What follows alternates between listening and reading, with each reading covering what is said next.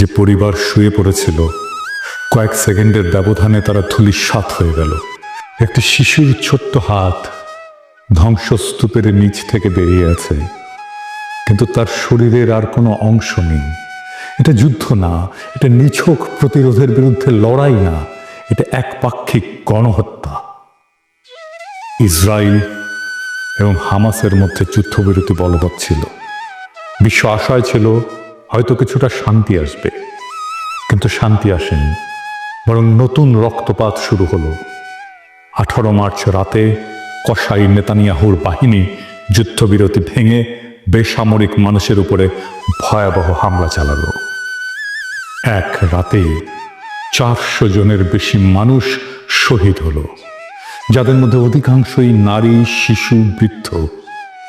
যুদ্ধবিরতি নয়, বরং সেখানে আবারও নির্বিচারে বিমান হামলা চালানো হলো।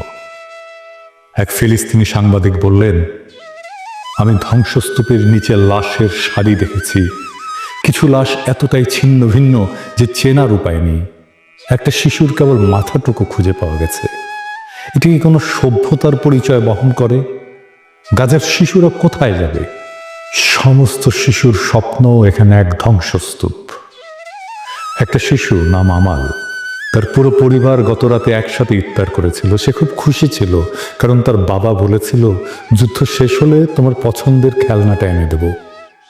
সেই রাতেই এক বোমা এসে তাদের ঘরটাকে মাটির সাথে মিশিয়ে দিল। আমাল বেঁচে আছে, কিন্তু তার বাবা মা নেই।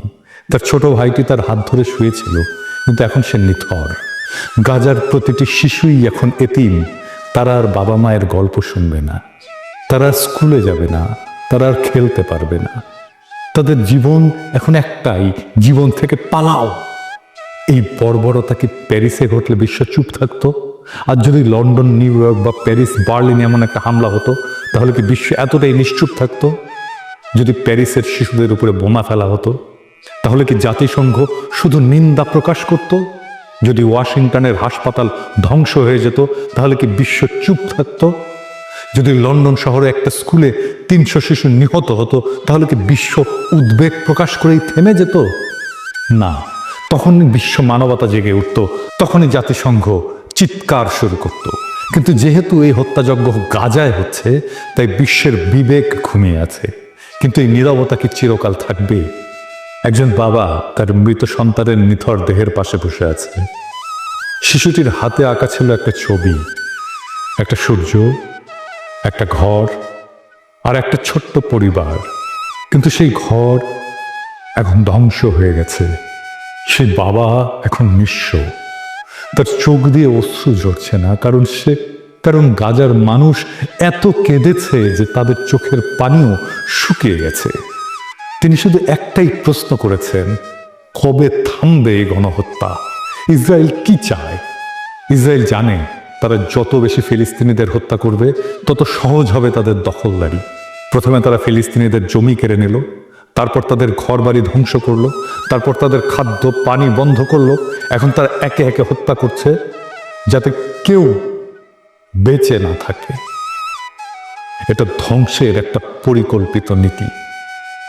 এটাকেই বলে এথনিক ক্লিনজিং।